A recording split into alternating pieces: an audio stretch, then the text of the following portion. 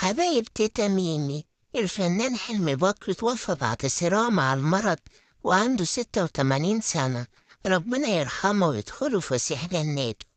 الموسيقار حلمي بكر له تاريخ كبير جدا، وهو عملاق من عمالقة الفن والطرب الجميل.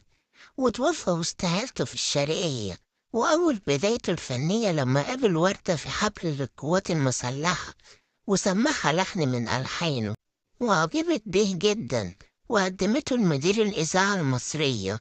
وبعدها عمل حوالي 1500 لحن وأغنية، ولحن لأكبر المطربين في مصر والوطن العربي زي ليلى مراد ووردة وسميرة سعيد ونجاة الصغيرة.